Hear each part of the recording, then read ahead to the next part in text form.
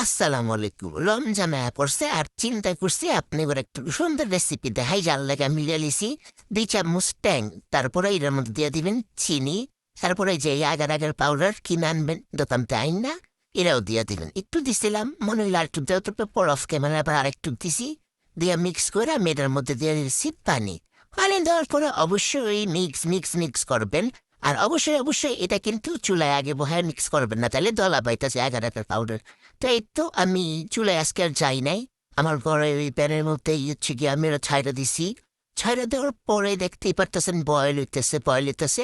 এমন 5 মিনিট বা 6 মিনিটের মতো বয়েল করার পরে নামায় নেবেন।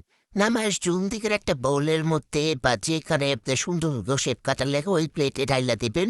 ঢাইলা দিয়ে এটা রেখা দিবেন 1 ঘন্টা বা আধা ঘন্টার লেগে, যাতে এটা একটা জেলি হয়ে যায়।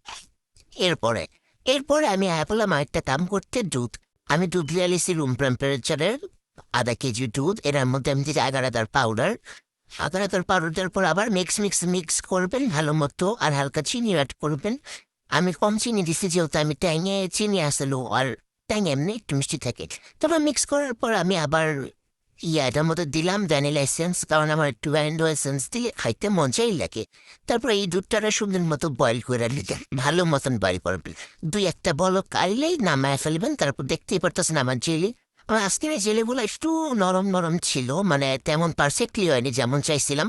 তো যাই হোক, যাক্কা নেক্সট টাইম আর ভালো হবে, আগার পাউডার বেশি দিলে ভালো হইতো। এটা আমি টাইলে নিলাম একটা বলে, মানে যে বলে আমি পুডিংটা বানাম। এরপর আমি ওই দুধের মিশ্রণটা ঠান্ডা করে ওইটারও ঢাইলা নিলাম ওই চিলিগুলোর উপরে। তারপরে আমি এটা ঢাইলা মাইলা এটা রাইখা দিছিলাম ফ্রিজে। পরের দিন ইফতারের সময় এই তো আমি বাইর করলাম, দেখতেই পারতেছেন রেজাল্ট। তো আগার পাউডারটা একটু বেশি করলে আর ভালো হইতো। আপনারা যারা বানাইবেন অবশ্যই ট্রাই করবেন আগার পাউডার বেশি করে দেওয়ার। তো যাই হোক, ফার্স্ট টাইম ট্রাই করছিলাম, এটা সুন্দরই হয়েছিল, খাইতে একটু টেস্ট ছিল। যেহেতু পুডিং আমার তেমনটা পছন্দ না, বাট যারা পছন্দ করেন তাগুলো একটা বেস্ট রমজানের রেসিপি এটা। আর অবশ্যই ট্রাই করলে আমার এই কইতে ভুলবেন না, আর আমার চ্যানেল সাবস্ক্রাইব লাইক পেজ সব করে দিবেন, বুঝছেন?